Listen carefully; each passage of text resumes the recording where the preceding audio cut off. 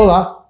Nossa República desta semana conversa com o economista e professor Vivaldo Lopes, que analisa o crescimento da economia mato-grossense nos últimos 45 anos e nos revela o futuro do Estado, seu desenvolvimento econômico e social, reforma tributária, industrialização e os efeitos da guerra promovida pelos Estados Unidos e Israel contra o Irã. Professor Vivaldo Lopes, obrigadíssimo pela sua presença, obrigado por ter aceitado o nosso convite para falar de um tema tão relevante da atualidade. Mauro, o prazer é meu, muito obrigado em revê-lo, há um bom tempo que a gente não se encontra, né? E uma boa oportunidade para falarmos sobre a economia de Mato Grosso e, naturalmente, sobre a economia do Brasil e mundial, né, que nos afeta. Vivaldo, antes de entrar nesses temas, nessas pautas, eu queria falar um pouquinho do livro. Você organizou um livro sobre a economia mato-grossense contemporânea, com outros economistas, com a visão de várias pessoas. E é um livro que tem sido muito comentado, porque virou uma espécie olha, vamos consultar aqui, né? Está embasando muito estudo, muita conversa, acabou se transformando num documento acadêmico e importante, e não só acadêmico, como empresarial também.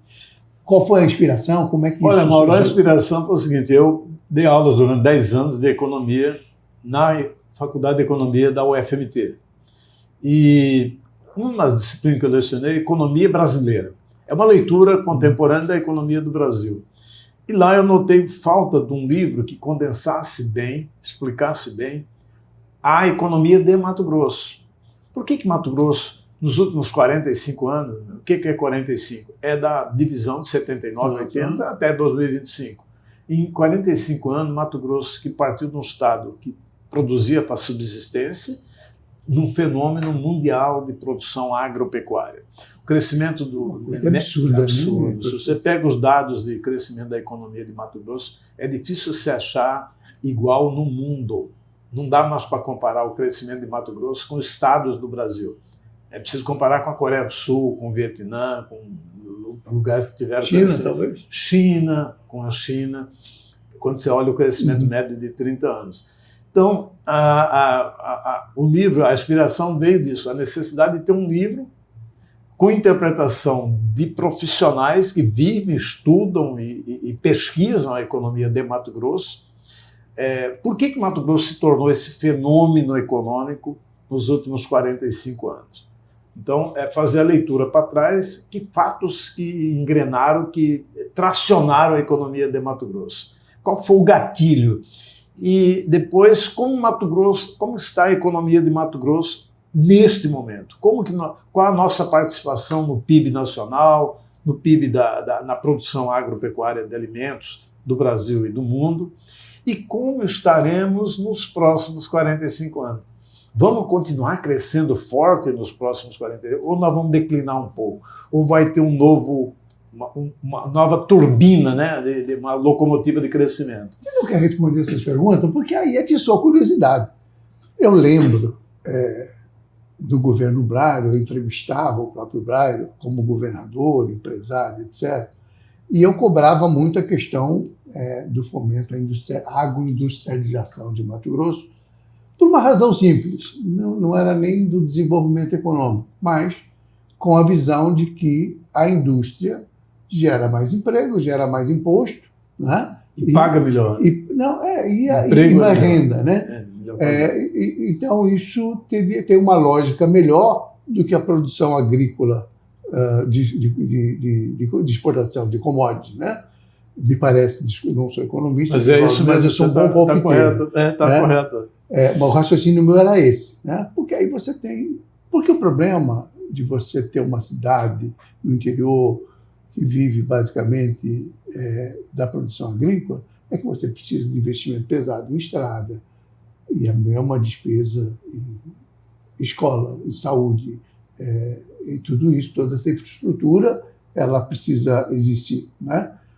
E se você não tem imposto, ou tem um imposto reduzido, você não consegue fornecer isso. Né? É um círculo vicioso, né? E a agroindústria dá essa possibilidade, né? Pelo menos essa é a minha avaliação. Então eu falava lá atrás isso. E eu lembro como se fosse hoje, lá no gabinete do governador, eu sentado na frente, ele na mesa, e ele me dizendo, mas não está no tempo certo.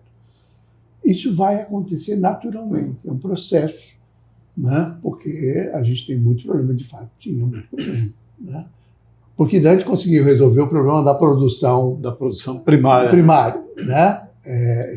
Com energia, deslanchar a com produção, com fomento tributário, exato, e infraestrutura, né? Com a privatização, com a vinda da ferrovia. Aí o resto andou melhor a partir daí. Pois é. E aí, eu queria saber, entender isso. Quer dizer, para onde que nós vamos? Essa agroindustrialização que já está ocorrendo, poderia ser talvez num ritmo maior, mas já está acontecendo. Vai nos levar para onde? Olha, Mauro, eu vejo o seguinte, vamos voltar no tempo, quando a gente teve a divisão por decisão do governo federal, em 77, 79, para Mato Grosso não era interessante. Quem mais queria a divisão era Mato Grosso do Sul. E, portanto, a economia de Mato Grosso recomeça em 1980. Por isso, os 45 anos, de 80 a 2025. 1980 a 2025. Naquele momento, Mato Grosso tinha uma produção bem primária.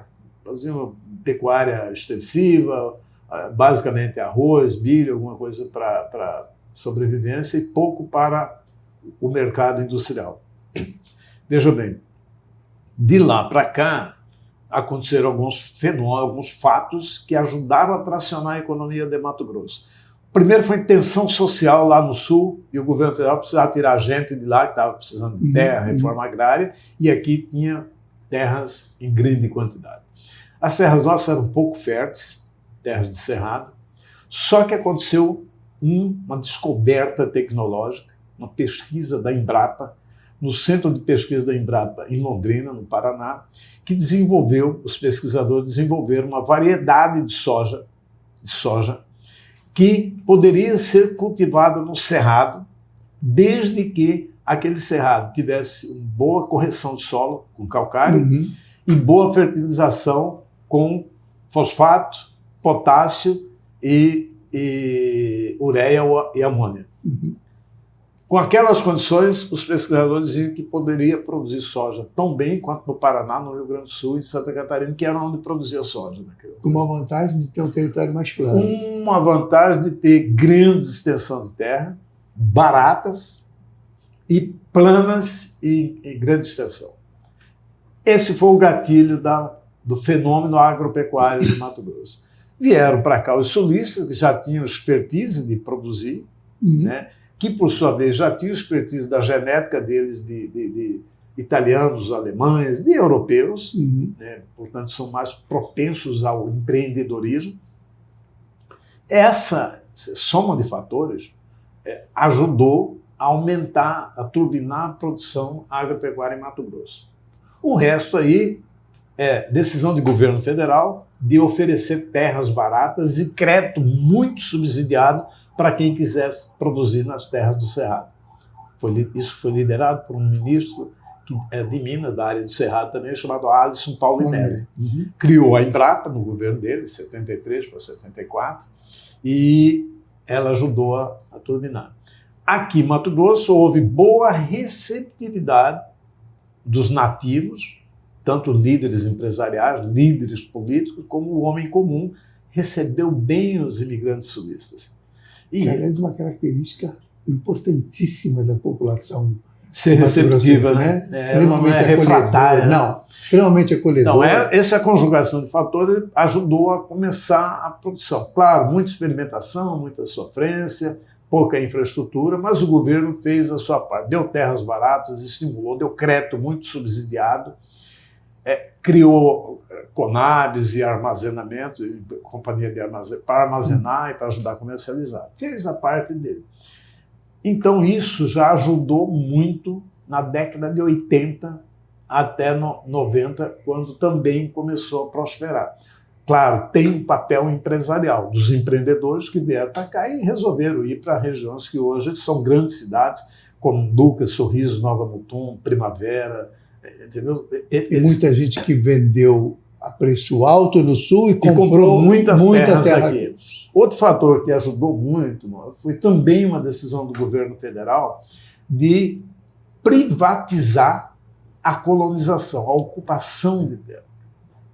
É uma coisa que a gente não presta atenção, porque o normal... Basicamente, todo o Nortão... Quem coloniza é o governo, era o INCRA. Né? No caso, em algum momento, o governo federal falou: é melhor a gente fazer um pacto, um acordo com os empresários que têm expertise em fazer colonizações no Paraná e no Sul. E começou a chamar esses empresários. Bianchini, lá em Nova Marcelândia, Ariões da Riva, lá da região de Alta Floresta, Enio Pipino em Sinop, Zé Paraná, lá da região de Juara, outros aqui em Colíder, outros aqui em Sorriso. Eles vieram. O que o governo falava? Praticamente doava a terra para eles, desde que eles fizessem a infraestrutura mínima e colonizasse, transformasse aquilo em colônias do Sul e deu certo. E deu certo. Você vê que é uma conjugação de decisões estratégicas. Você vai a Lucas, Nova Mutum, Sorriso, Sinop, parece uma colônia sulista. Né? Todos tiveram uma participação do governo federal em ofertar para um empresário ou para uma empresa, um grupo empresarial, terras, praticamente de graça, desde que eles transformassem aquelas terras em cidades e em grande produção agropecuária. E foi uma engrenagem que funcionou bem. É mais barata para o governo, porque ela abriu mão de terra que ele não ia ganhar, não ia conseguir vender, e atraiu quem que chamava os agricultores lá, fazia campanhas para atraí-los para vir para cá. Não era o governo federal, eram as empresas privadas. Sinop, colonizadora Colíder, colonizadora Sorriso, nessas cidades que eu já citei. Canarana, lá na região do Araguaia, enfim. A soma disso começou a engrenar e aumentar a produção agropecuária aqui em Mato Grosso. Chega 90, ali na virada de 90, com a restauração da democracia, nós passamos a eleger presidente em 90, né? 89, 90, essas demandas chegam no poder central, em forma de necessidade de dar mais infraestrutura para quem já estava produzindo. Só para pontuar historicamente, que em 84 teve a história das diretas, né? 84, 85 já houve uma pressão das diretas, liderada por Dante de Oliveira e muitos líderes políticos em Brasília, em todo o Brasil, mas não acontece. Não, e a eleição para a prefeitura foi 84 para 85. A primeira eleição direta para prefeito. Que antes o prefeito da capital era nomeado. 84, 85, Dante se elege prefeito de Cuiabá, e aí agita politicamente, depois de ter já passado como um líder nacional, mas direta já. Isso. Bom, aí vem 90 com a eleição, elege Collor, que não dá muito certo, vem Itamar Franco e estabiliza o país, 94 vem Fernando Henrique, já com um monte de leitura de bons profissionais, assessorando ele como ministro, como senador, como bancário. Um grande governo. Um grande governo. O Brasil. Revolucionário. Ele tinha que atender à pressão da democracia recém-recriada no Brasil, mais a pressão social e a pressão empresarial que queria dinamismo para a economia crescer. Surge, então, em 96, a Lei Candir. O que é a Lei Candir? É um achado tributário dizendo o seguinte: tudo que nós produzimos no Brasil para exportar é zero de imposto. Não paga imposto municipal, não paga imposto estadual, não paga imposto federal. Portanto, criou uma possibilidade de produzir em grande quantidade para vender para o mundo todo, que naquele momento precisava da nossa produção pecuária. Recursos externos entrando para cá. Divisas. Né? Naquela ocasião, a ideia da Lei Candir era entrada mais divisa para a estabilização do câmbio, exportar mais para melhorar a balança comercial e aumentar a produção agropecuária. Todos esses objetivos foram atingidos. O dólar estabilizou, aumentamos, turbinamos as exportações. Inflação controlada. Ficou controlado, porque já tinha tido o Plano Real em 94, e turbina a produção agropecuária. Então, e isso tudo tendo Mato Grosso como o centro dessa produção. Em 95, Dante de Oliveira já era governador, também criou programas para estimular a produção de algodão, álcool, várias leis específicas para determinadas cadeias produtivas. Estimular cadeias produtivas. A soma desses fatores deu o resultado que a gente vê, aumentou a produção. Nós produzimos em 90, aí em torno de 90, nós produzíamos 900 mil toneladas de soja, e em 2025 produzimos 52 milhões de toneladas de soja. É muita coisa. Você vê num período curto, né? Entre 1995 e 2005, 30 anos. Hoje já lá, passamos das 100 milhões de toneladas. Né? Somando soja, milho e tudo, passando de 100 milhões de toneladas. Veja bem, então, a junção desses fatores, Lei Candir, ocupação territorial lá para trás, crédito subsidiado. Lá no começo era crédito subsidiado mesmo, direto pelo Banco do Brasil.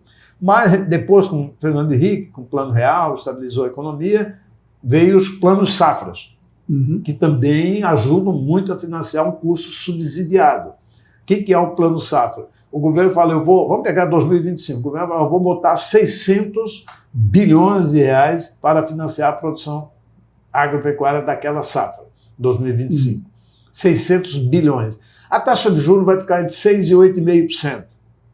Mas o mercado está cobrando uma taxa de juros de 15%, ou de 14%, ou de 18%. Aí o governo federal empresta a 8,5% e a diferença entre o 8,5% e o que o banco cobraria do mercado, o Tesouro Nacional paga. Isso custa 15 bilhões por ano. 15 bilhões.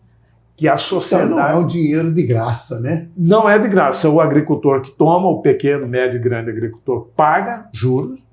Não é tão barato. Mas também não é um dinheiro caro. Não é um dinheiro que... como... Eu vou só dar uma ideia, você ter uma comparação. O crédito mais barato, mais seguro e que tem menor inadimplência hoje no mercado é o crédito consignado, aquele que você empresta para o funcionário público tendo a garantia de retenção do salário. Custa de 23% a 25% ao ano.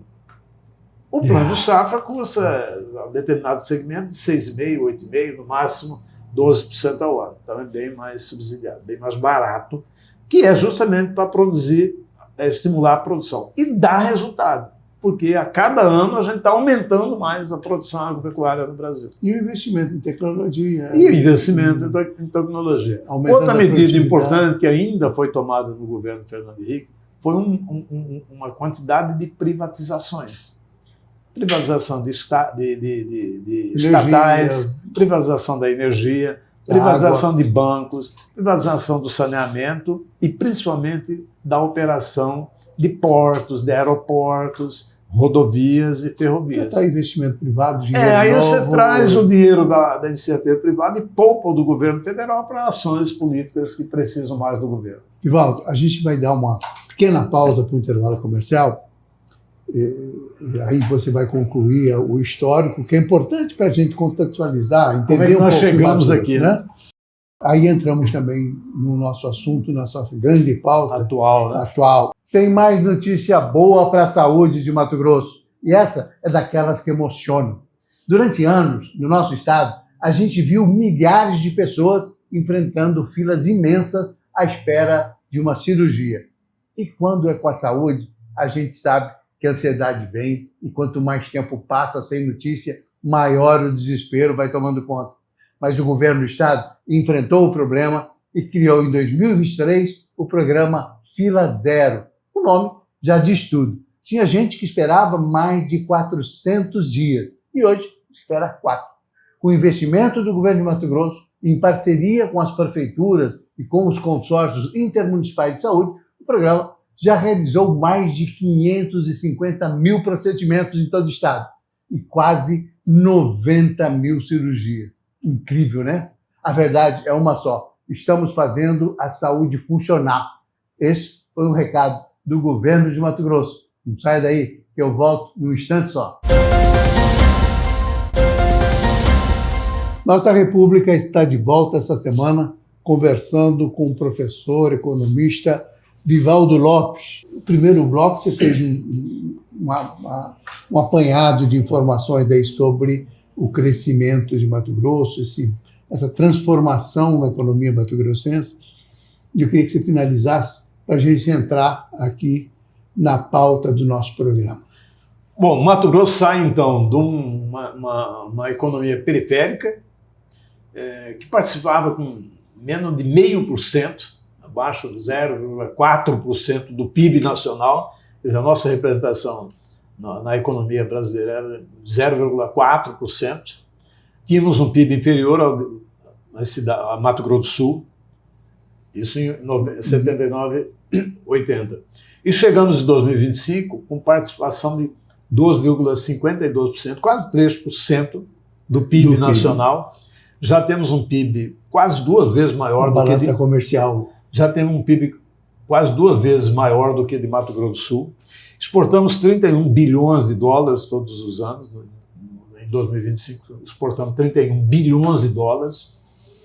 E a economia, o Estado que nos últimos 40 anos mais cresceu na economia brasileira, entre os estados brasileiros. Então, como dizer o seguinte, deu tudo certo. O governo federal atuou bem para criar condições, o empresariado atuou muito bem para poder empreender, tomar risco e produzir, e o governo estadual fez bem o dever de casa. Nós até tivemos uma certa, tirando algumas exceções aí, é verdade, mas uma safra de governos que contribuíram bastante nesse projeto. Contribuíram. Nós tivemos ali, vamos pegar os últimos governos antes de Dante, nós tivemos Júlio Campos, Bezerra e Jaime Campos. Eles não conseguiram avançar tanto, porque também ainda estava começando esse processo que eu estou descrevendo. E com uma deficiência de infraestrutura muito grande. Uma deficiência de infraestrutura muito grande e um Estado que não tinha capacidade de investir, mas também, naquele momento, o Brasil não tinha uma ambiência ideal para privatizações. Os primeiros movimentos de privatizações ou de extinção de estatais começou com Jaime Campos, mas prosperou mesmo no governo Dante de Oliveira. Veja bem, então essas condições foram criadas. Aí depois de Dante vem um bom governo, que é Blairo Maggi. O Silval Barbosa, em termos de investimento, não fez feio, né? Tem os seus problemas outros teve, mas em termos de continuidade do que foi o Blairo, ele não quebrou o ciclo. Tivemos um gap aí com Pedro Taques, que ficou um governo muito voltado para dentro da própria máquina. E agora temos 7 anos do governo atual, que avançou bem na construção, no avanço na infraestrutura rodoviária, ferroviária, até ferroviária. Então, é isso que eu digo, os governos estaduais fizeram razoavelmente bem o dever de casa. O empresariado também, e a conjuntura favoreceu. Então, hoje Mato Grosso virou uma plataforma exportadora. Comparado assim com a produção de soja, Mato Grosso só fica atrás do Brasil, dos Estados Unidos, e ele é o 3º maior produtor de soja do mundo. Nós estamos à frente... Do Brasil, que é a soma de todos os estados, né? De todos os estados. O Brasil só é maior que Mato Grosso, quando tira Mato Grosso, que é a soma de todos os estados. Mas, tirando Mato Grosso do Brasil, o primeiro maior produtor de soja é o Brasil, o segundo maior produtor de soja do mundo, os Estados Unidos, depois é Mato Grosso, à frente de Argentina. Que é um negócio, fenomenal. Então, veja bem, é uma conjunção que deu certo e fez com que Mato Grosso seja estudado hoje em tudo quanto é escola de economia do mundo. O que fez Mato Grosso? Porque, Mauro, não é muito comum uma região prosperar tanto, tendo como base produção primária. O que Mato Grosso produz e exporta? Madeira bruta, semi-serrada, semi-beneficiada, soja bruta, soja em grão, soja em farelo, soja semi-beneficiada, milho, carnes. Então, são produtos primários. Então, o mundo todo está acostumado a ver a Coreia do Sul, a Taiwan, os Estados Unidos. Tecnologia. Mas tecnologia e produtos industrializados. Os únicos exemplos que a gente tem de crescer muito, tendo como base a produção agropecuária, é o Brasil e Mato Grosso no meio, como o principal. A ponta de lança. A ponta de lança. Austrália e Nova Zelândia. entendeu? Mas os outros não. Então o mundo está prestando atenção. Por que se cresce tanto com produção primária? Mas não dá para ficar o tempo todo. Aí a necessidade da industrialização. Até porque não tem outro caminho, né? O caminho natural, né? Nós começamos a agregar valor à produção. Eu diria que eu vejo o seguinte, até aqui nós chegamos onde chegamos, com muito sucesso, com muitos resultados. Pois a pergunta foi essa, quer dizer, a pergunta inicial lá no primeiro bloco foi exatamente essa. Quer dizer, nós chegamos até aqui e para onde que nós vamos agora?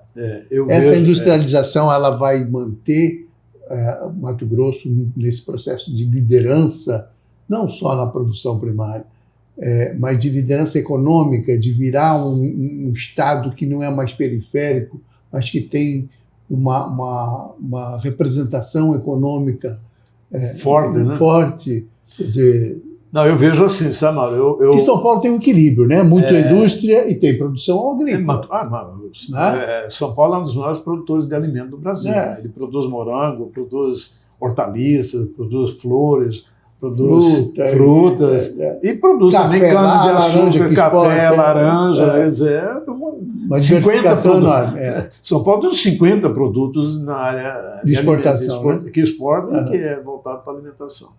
Açúcar, café, laranja, suco de laranja, né, flores, né, são todos produtos agrícolas. Veja bem, eu vejo assim, Mato Grosso até aqui chegou com essa força, tendo como principal motor econômico a agropecuária. Na minha leitura, chegamos num nível de difícil superação. Nós agora vamos crescer da seguinte forma, como a gente também tem restrições de sustentabilidade ambientais para crescer a área, nós só temos a alternativa de crescer aumentando a produtividade. Então nós estamos produzindo 52 milhões de toneladas de soja, 52 milhões de toneladas de milho, nos próximos a gente vai chegar a 55, a 60 milhões de cada um. Mais lento esse processo. Mais lento do que foi nos últimos 45 anos, nos últimos 30 anos. Porque a gente já não tem tantas áreas para ser expandida, nós vamos ter que reprocessar áreas de pastagem e transformá-la em produção de soja ou de outros produtos, mas não vai ser na mesma velocidade. Então, a produtividade também ela não dá saltos. Não dá para você sair de uma média de 67 a 70, no máximo 75 sacos de soja por hectare para 130, 125. Não vai acontecer, e se acontecer, não vai ser de um ano, de uma safra para outra. Veja bem, forma de financiamento, temos razoavelmente bem, né? Eu vejo às vezes reclamar que falta crédito para a produção agropecuária, mas, vírgula, falta crédito do governo federal. E é até bom que assim seja, para que a produção agropecuária vá procurar crédito no mercado privado, no mercado de capitais. Por exemplo, nos Estados Unidos, qualquer empresa que chegue num patamar razoável como é aqui, logo ela vai, abre capital na bolsa, abre ações e se torna uma empresa de capital aberto. Aqui, a maior empresa que nós temos aqui em Mato Grosso, que é o Grupo Amage, não é uma empresa de capital aberto, ela não tem ações na bolsa. E não tem nenhuma explicação, é cultural isso? Cultural e receio, né? De abrir capital, porque tem mais risco e tem que dar mais explicações. Né? Veja bem, mas é bom que a agropecuária tenha que ir no mercado privado tomar empréstimo. Hoje, do total de dinheiro que precisa para movimentar a safra aqui em Mato Grosso, só 35% a 37%, Mauro, que vem do governo federal. Do plano safra. O resto eles buscam no mercado, ou através de cédulas rurais, de securitizadora, de financiamento direto com os grandes bancos. É saudável. Das trades que antecipam. É saudável que assim seja. É saudável que assim seja. Você já notou que lá nos Estados Unidos você não vê as empresas reclamando que o governo não dá financiamento para eles? E não dá mesmo. O governo diz o seguinte, de financiamento... Mas é que nunca deu, né? Nunca deu. O governo federal, o governo americano, não tem um banco estatal. Lá ele não tem Banco do Brasil, não tem Caixa Econômica. Vai no mercado. Então, mais um mercado já respeita, já aprendeu a lidar com as empresas do setor agropecuário. especialmente as de Mato Grosso. Então, elas já dão crédito para esse pessoal.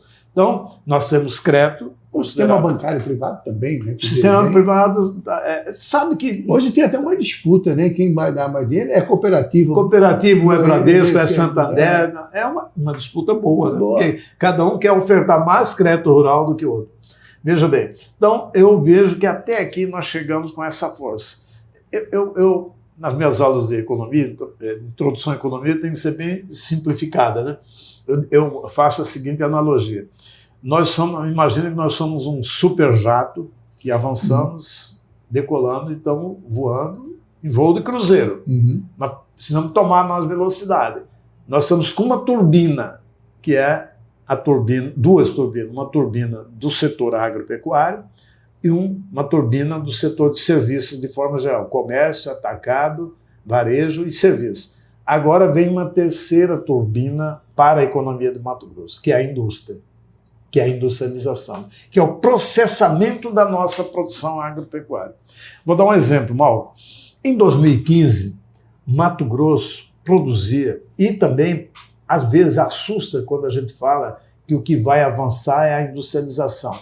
Parte do setor agropecuário fica com medo dele ser deixado para trás, achando que a indústria avança muito, todo mundo vai esquecer a agropecuária. E também tem a questão da exportação ser desonerada, que também estimula, né? Facilita. Eu vou pagar imposto para quê? Vou mandar embora. Né? Por que eu vou gastar meu dinheiro com industrialização? E quando industrializa, ele tende a ficar mais no mercado doméstico. Veja bem, mas não, ao contrário, a industrialização ele ajuda a turbinar a agropecuária. Vamos a um exemplo prático. Em 2015, Mato Grosso produzia 12 milhões de toneladas de milho e tinha 2 fábricas de etanol de milho que operavam, faziam um período do ano etanol de cana-de-açúcar e o outro período etanol de milho. 2. Em 2015. Desculpe, em 2015. Em 2025, 10 anos à frente, olha bem, mano, em vez de 2, Mato Grosso agora tem 15 fábricas, usinas só de etanol de milho, 15. E tem 6 em construção. Até o final de 26, 27, nós vamos ter 21 usinas produzindo etanol só à base de milho. Olha bem, em 2015, Mato Grosso produzia 12 milhões de toneladas de milho. Em 2025, produziu 52 milhões de toneladas. Acrescentamos em 10 anos 40 milhões de toneladas de milho. E porque grande parte desses 40 milhões de toneladas, mano, foram para as usinas de etanol de milho.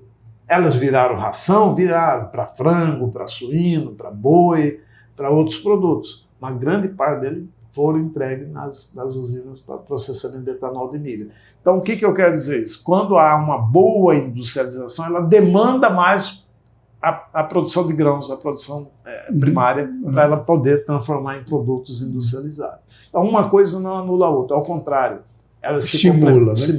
Então, eu vejo assim, chegamos até aqui com um conjunto de ações integradas.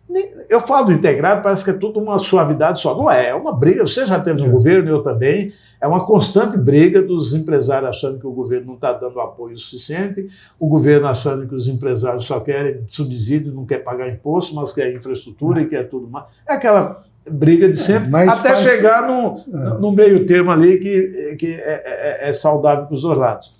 Veja bem. Então, nesse período, a gente chegou num patamar de que precisamos dar outro salto qualitativo. Mas esse seu raciocínio nos remete necessariamente a uma aceleração da agroindustrialização. Da agroindustrialização. E das cadeias produtivas. Veja bem, outro fator que ajudou a turbinar a produção de soja, de milho aqui, é o biodiesel. O governo, olha bem, de novo o governo federal tomou a decisão de que tinha que ter 10% na gasolina de etanol. Já passou para 15% e já está chegando a 27%.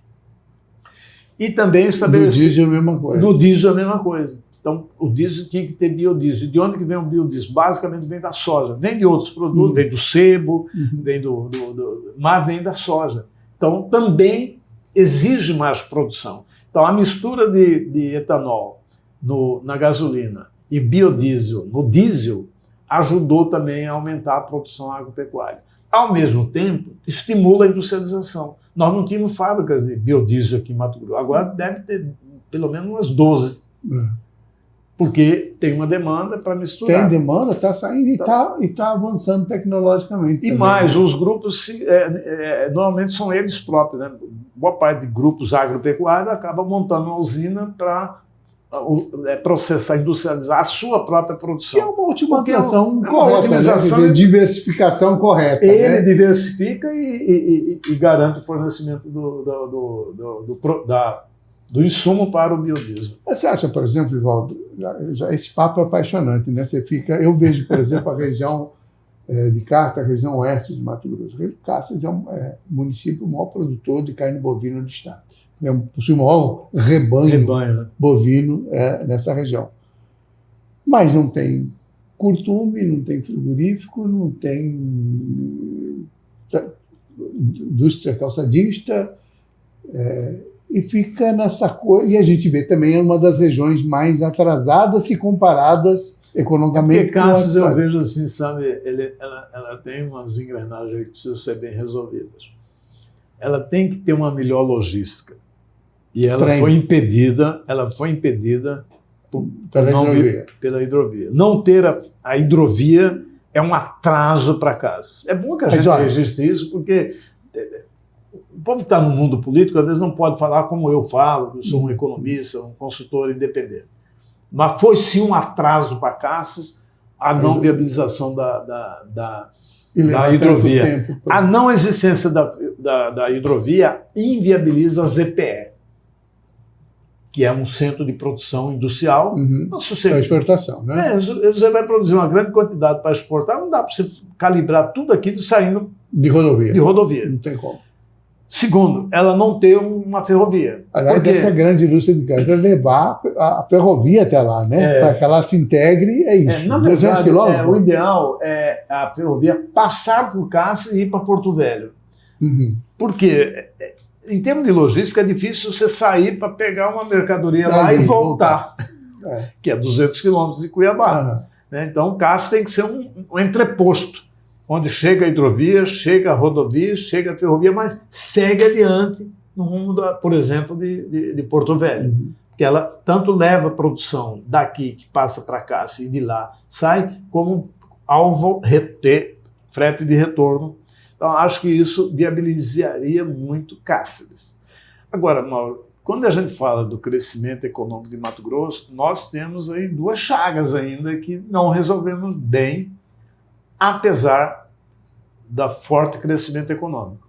Vamos sair para o comercial e a gente conclui esse raciocínio dentro do instante. Gente, vocês já pararam para pensar no quanto Mato Grosso melhorou?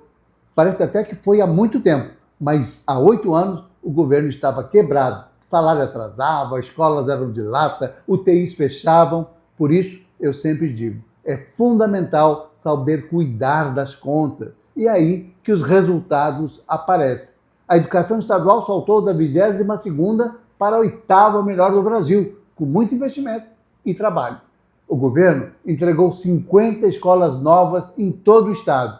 E só em Cuiabá e Várzea Grande foram 13, como sei Miguel Baracate e o Vitorino Monteiro. E não é só isso. Nossa cidade recebeu ônibus escolares para garantir o transporte dos alunos, sem contar nas oportunidades todo ano. Os 100 melhores alunos fazem intercâmbio para a Inglaterra, com tudo pago.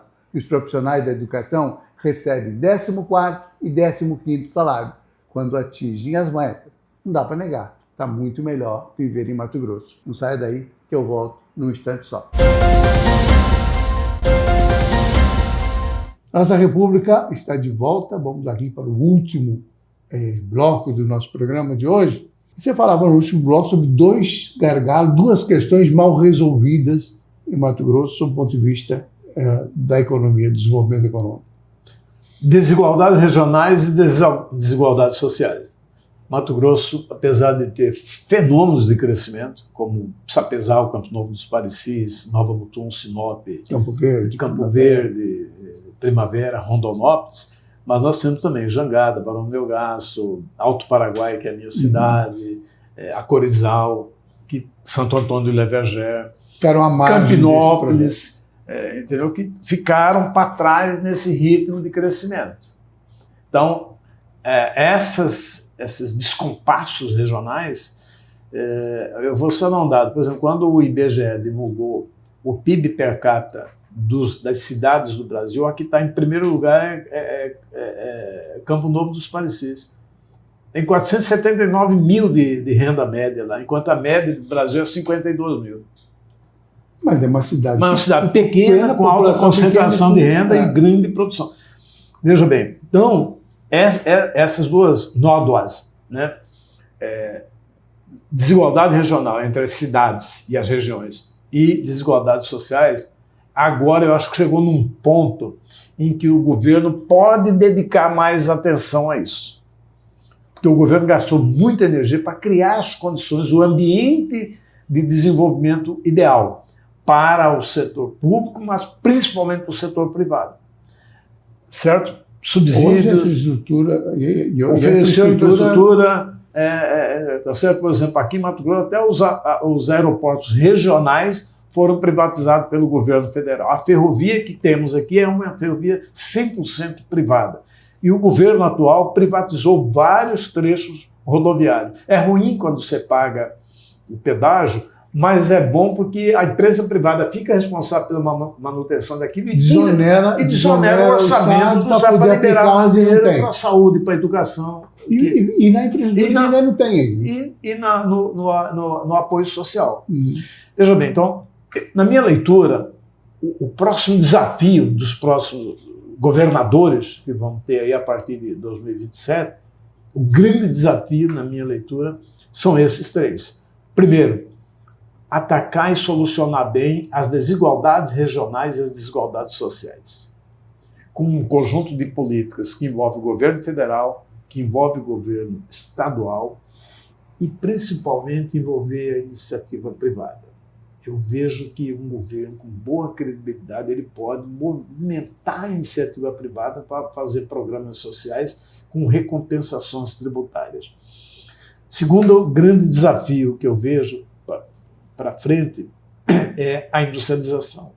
É dar o mesmo suporte, o mesmo apoio institucional, governo federal, governo estadual, que foi dado para a agropecuária, também para a industrializar. Mas, Divaldo, nós temos um empecilho, entre aspas, que é a reforma tributária, que começa já a mudar todo o perfil. Mas eu vejo diferente, Mauro. Eu acho que a reforma tributária vai ajudar isso. Mas Mato Grosso, em relação aos outros estados, quer dizer, Mato Grosso, o que nós vamos produzir aqui, nós não vamos ter imposto aqui. Mas também nós não produzimos quase nada. O que nós produzimos não recolhemos. Não, mas olha bem, Mauro. Veja bem, o que nós produzimos aqui? Produção agropecuária. Nós produzimos carne, suíno, frango e bovino. Mas vendemos lá fora, vai ser tributar, o tributo vai para lá. Tudo bem, mas hoje ele não paga nada, porque ele é desonerado pela Lei Candir, e quando exporta de um estado para outro é 3%. Então essa produção agropecuária nossa não recolhe muito ICMS. Não vai recolher em São Paulo, não vai recolher? Vai recolher lá, vai recolher. Sim, mas também nós vamos ter... Vou só dar um dado para você, porque que é interessante a reforma tributária. Mauro, depois daquela greve de 2018 dos caminhoneiros, o grupo das grandes trade resolveu se juntar e montar uma grande transportadora para transportar a produção deles. Dreyfus, Amage, Cargill, Bunge e JBS. Criaram uma transportadora. E precisaram de saída de 2.000 caminhões. De saída, 2.000 caminhões. Ela existe hoje, transporta para eles e vende serviço de transportadora para todo mundo que precisar. Eles precisaram de 2.000 caminhões. Compraram os 2.000 caminhões. As indústrias demoraram a entregar, mas entregaram 2.000 caminhões. Quando esses caminhões vieram para cá, sabe onde que ficou o ICMS deles? Ficou em Caxias do Sul, ficou no Paraná e ficou lá em São Paulo, onde tem as indústrias de caminhões. Aqui, zero de ICMS. Com a reforma tributária, qualquer caminhão que você comprar e ele for trazido para cá vai recolher aqui. Os tratores e as colheitadeiras usados na nossa agropecuária recolhem ICMS lá onde está a fábrica deles. Daqui, com a reforma tributária, vai recolher aqui. Mato Grosso tem pouca população, 4 milhões de habitantes, é um mercado pequeno, mas nós temos, dentro desses 4 milhões, nós temos alto consumo. Áreas de alto consumo, consumo elevadíssimo, como a região que eu já falei, Cuiabá, Rondonópolis, Lucas, Sorriso, Nova Mutum. Vai enriquecer mais essas cidades. Elas vão consumir mais, e tudo que elas consumirem mais vai recolher o ICMS aqui em Mato Grosso. Então eu não vejo a reforma tributária como uma ameaça, eu vejo como uma oportunidade. Por quê? Porque ela vai desonerar o custo da empresa privada. Sabe por que eu fiz essa pergunta? Quando você falava sobre a questão do papel do Estado nessa coisa, nós temos o fim da guerra fiscal, o fim dos incentivos fiscais. Quer dizer, como é que Mato Grosso vai conseguir atrair bons investimentos privados na industrialização, sem oferecer absolutamente nada a não ser a própria produção? Você acha que resolve? Vamos ter um problema no começo, porque boa parte das empresas hoje ainda tomam decisão de implantar os seus negócios em determinado lugar. Em função do centro consumidor.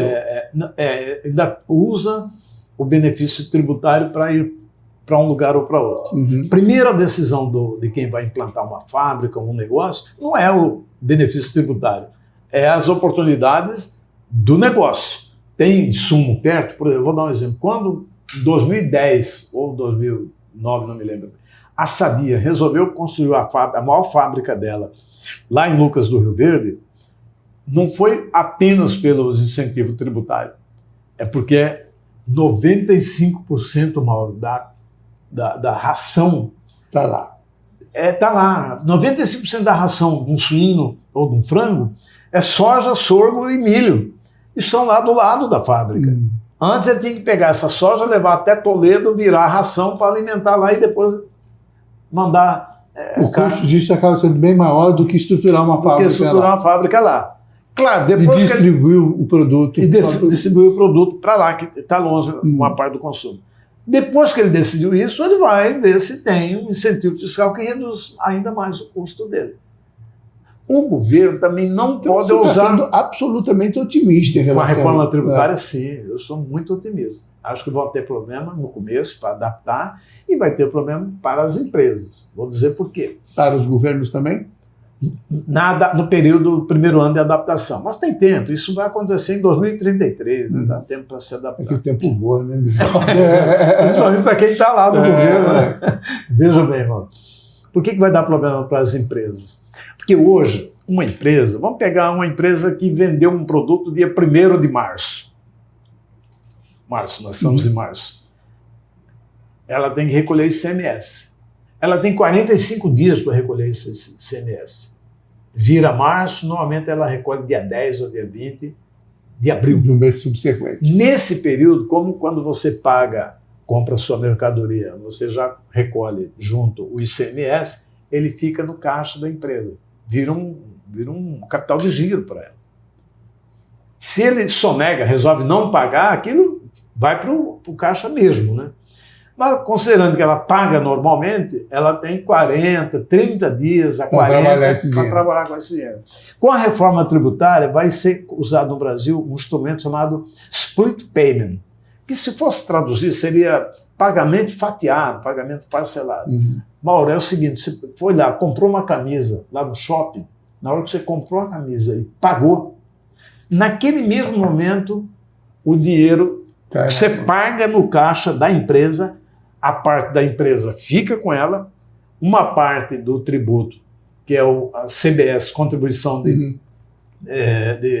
Bens e Serviços, vai para o governo federal, e o IBS, que vai substituir o CMS e o ISS, vai para o governo e para os municípios. No mesmo dia. Para os governos, por isso que para o Estado e para o município, o dinheiro vai pingar todo dia. Ele não vai precisar esperar o cara processar. Para o governo é bom, porque pagou a mercadoria e recebe. Quem vai fazer isso? São os bancos. Não vai ser fiscal de tributo federal, não vai ser fiscal estadual, nem fiscal municipal. Um sistema que já funciona bastante. O banco é igual o Pix. Os bancos vão ser parte da arrecadação do IBS e da CBS. E diariamente vai cair nas contas. E já separado.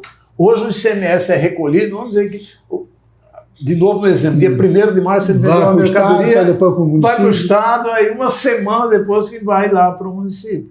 Agora ele não vai precisar esperar 40 dias. Vai no mesmo dia. Para a empresa é ruim, porque ela não vai ter esse capital de giro. Vai ter que se adaptar. Mas eu tenho participado de vários debates, vários seminários, ainda há bastante dúvida e receios, mas as empresas estão se preparando. Por quê? Porque em 2027 isso já começa a rodar experimentalmente. Entendeu? Então, eu vejo. Acho que mas no começo. O brasileiro tem uma característica importante nesse sentido, que ele se adapta muito rapidamente à situação. Especialmente se a situação o favorece. Vou dar um exemplo. Nós estávamos por aqui em 2020, quando começou a operar o Pix. Era uma desconfiança geral. Eu me lembro, Mauro, um dia eu fui no programa do nosso querido amigo Lino Rossi, e eu falando que o Pix, assim como estou falando para você que eu estou otimista com a reforma tributária, eu estava otimista com o Pix. Cheguei a falar que se o Pix fosse inventado nos Estados Unidos ou em algum outro lugar da Europa, provavelmente ia competir para prêmio Nobel. Certo? Como o Plano Real. Eu tenho a leitura que se o Plano Real fosse implantado em qualquer outro lugar do mundo, qualquer outra região da Europa, os criadores poderiam até não ganhar, mas participariam da concorrência com o Prêmio Nobel da Economia. O Pix é a mesma coisa. E naquele momento, o Lino Rossi, esperto do jeito que era, jornalisticamente, levou um delegado especializado em crimes assim, de internet. E ele estava super pessimista, dizendo que o Pix ia acabar com a vida das pessoas, porque ia favorecer muito os golpes. Como favoreceu mesmo? Mas o que aconteceu com o Pix? Caiu no gosto popular. Ninguém mais usa coisa nenhuma. Nada, né? O Pix tem problema, ameaça, tem golpes, tem, mas caiu no gosto popular. Se fosse no Oscar, o Pix, ele seria sucesso de bilheteria, de crítica, de público, ainda ganharia Oscar, se fosse um filme, entendeu? Mas naquele momento era um certo pessimismo de algumas pessoas com o Pix. Eu fiquei aqui, você vai ficar me devendo uma outra vida. Porque tem ainda outras coisas para... Nós não falamos nada sobre a questão dos efeitos das guerras. E, aliás, eu queria que você desse uma palhinha, porque isso é importante, é uma preocupação que as pessoas têm hoje. Essa coisa da geopolítica. Que acontece lá, afeta a nossa vida aqui. Né? A gente tem um problema sério, político, mas que tem um foco econômico. Os Estados Unidos estão operando isso tudo, né, me parece, a leitura que eu faço, mas com um olhar econômico, porque tentar resolver um problema interno. Né? Então, a gente precisa aprofundar esse debate, entender o que essa guerra dos Estados Unidos e de Israel contra o Irã provoca aqui, além da questão do petróleo, essa coisa, esse teste que foi feito nos Estados Unidos em relação à Venezuela, a essa captura aí do presidente Fernando Hollande, além, obviamente, do efeito político, né? Mas efeito econômico em relação ao petróleo e também ao controle de Cuba. Cuba, coitada, a ilha virou desumana, uma situação ficou desumana, desumana, completamente desleal, sem menor critério de humanidade, sem menor preocupação, né? E essa coisa da dominação que vem sendo vislumbrando, virou a política do atual governo americano e que ameaça todo mundo, Brasil inclusive. Né? Então, essa conversa você vai ficar me devendo, porque não, sem problema, acho que ela é importante, porque a gente comemora Mato Grosso, entender comemora Mato Grosso, mas Mato Grosso tem terras raras, Goiás tem terras raras. Daí a pouco vira uma ameaça pra gente. O nosso petróleo está aí, né, na foz do Amazonas, essa preocupação. E aí, né? Então virou uma insegurança.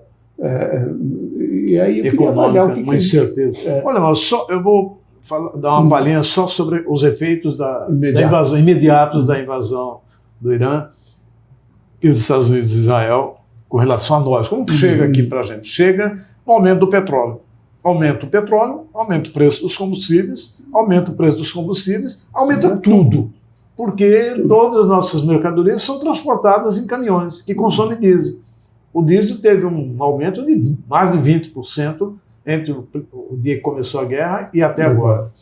Então, se afeta o diesel, afeta o custo do frete, das mercadorias, dos alimentos. Cria instabilidade política interna. Cria instabilidade política e incertezas sobre, por exemplo, o Banco Central, que ia reduzir 0,5% a taxa Selic, já foi só 0,25%, para ver se os efeitos vão continuar perversos. Então, é ruim porque aumenta o custo de fretes, aumenta o custo de combustíveis. Aumenta o custo de combustível afeta todos os serviços e mercadorias, passagens aéreas, e isso reflete na inflação.